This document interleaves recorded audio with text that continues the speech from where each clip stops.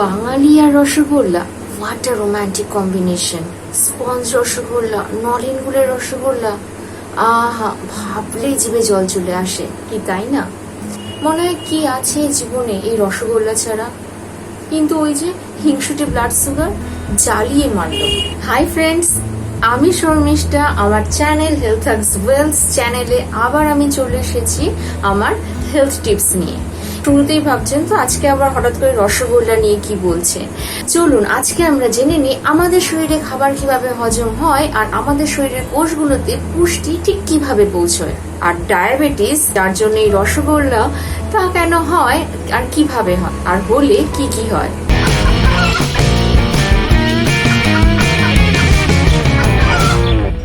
যখন আমরা কার্বোহাইড্রেট জাতীয় খাবার যেমন স্টার্চি ফুড, মিষ্টি জাতীয় খাবার, দুধ বা দুগ্ধজাত খাবার ও ফল এইসব খাই, এটা ডাইজেস্টিভ সিস্টেমে ভেঙে গ্লুকোজ তৈরি করে, যা এক ধরনের সুগার।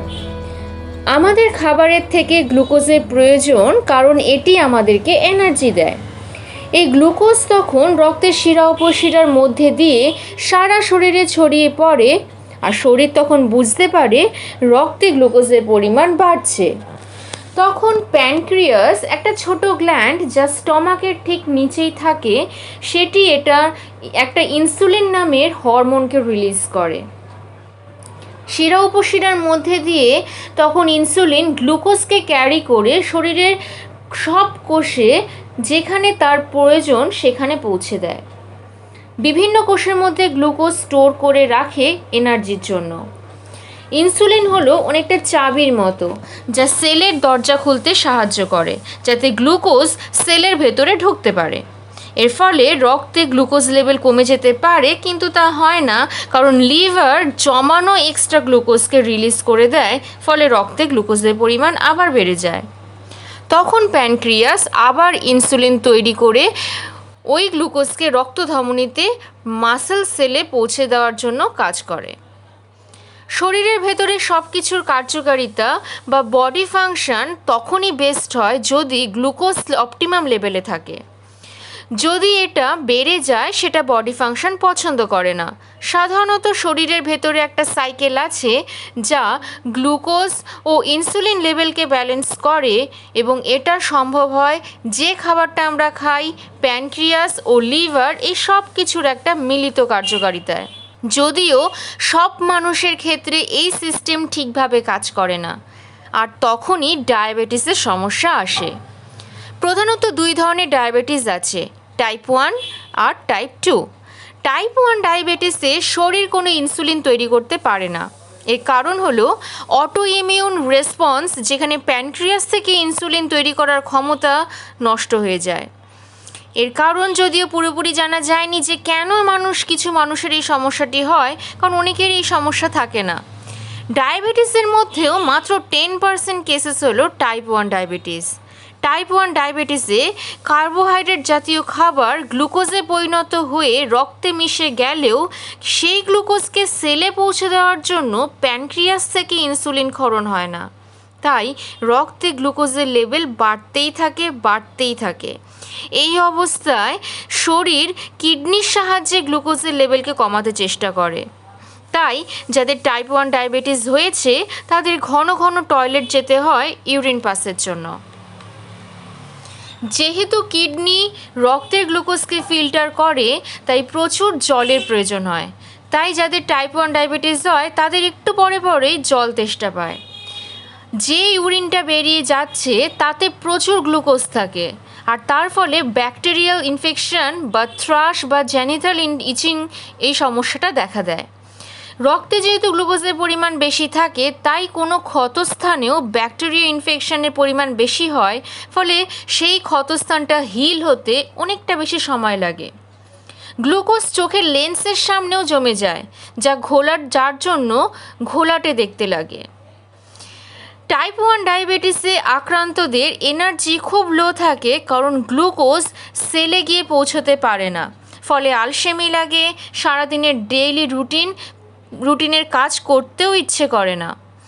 কিন্তু শরীরের একটা এনার্জি সোর্সের প্রয়োজন, যার দ্বারা সে তার রোজের কাজগুলো ঠিকভাবে করবে, আর তার জন্য সে তখন শরীরে জমা ফ্যাটকে নষ্ট করতে থাকে, আর ফলে ডায়াবেটিসে আক্রান্ত পেশেন্টরা ওয়েট লসও করে।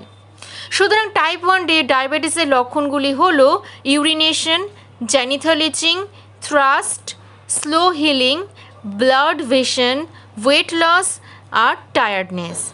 এই সিমটমগুলি খুব তাড়াতাড়ি ঘটে, সাধারণত কয়েক সপ্তাহের মধ্যে এটা ঘটে যায়। এই ধরনের ডায়াবেটিসে ইনসুলিন দিয়ে ট্রিটমেন্ট করতে হয়। এবার চলে আসি টাইপ 2 ডায়াবেটিস। টাইপ 2 ডায়াবেটিস 90% কেসেই দেখা যায়। এই ডায়াবেটিসে একটু বেশি কমপ্লেক্স, কারণ এতে কয়েকটা বেশি প্রসেস হয় শরীরে পর্যাপ্ত পরিমাণ ইনসুলিন তৈরি করতে পারছে না, অথবা যে ইনসুলিনটা তৈরি হচ্ছে তা ঠিকভাবে কাজ করছে না। অনেক সময় ওভারওয়েট হলে জমানো ফ্যাট ইনসুলিনের কাজ ঠিকভাবে করতে দেয় না। আবার সাধারণ ওয়েটের মানুষের ক্ষেত্রেও এটা দেখা যায়। টাইপ 2 ডায়াবেটিসে কার্বোহাইড্রেট খাবার ভেঙে গ্লুকোজ হয়ে রক্তে মিশে যায়। প্যানক্রিয়াস ইনসুলিন তৈরি করে সেই গ্লুকোজকে সেলে পাঠানোর জন্য, কিন্তু সব গ্লুকোজ সেলের মধ্যে ঢুকতে পারে না, কারণ সেলের দরজাগুলো ফ্যাটের জন্য লক হয়ে থাকে, খুলতে পারে না। অর্থাৎ ইনসুলিন সেলের দরজা খুলতে পারছে না, তাই শরীরে রক্তে গ্লুকোজের পরিমাণ কিন্তু বাড়তেই থাকে। এর ফলে প্যানক্রিয়াস আরও বেশি করে ইনসুলিন তৈরি করতে থাকে, যাতে গ্লুকোজ লেভেল অপটিমাম লেভেলে থাকে। ফলে রক্তে গ্লুকোজের পরিমাণও যেমন বাড়তে থাকে, ইনসুলিনের পরিমাণও তেমন বাড়তে থাকে। এই সিচুয়েশন সেলের জন্য খুবই বাজে, যেটা লিভারকে ইমার্জেন্সি সিগন্যাল দেয় জমানো গ্লুকোজকে বের করার জন্য।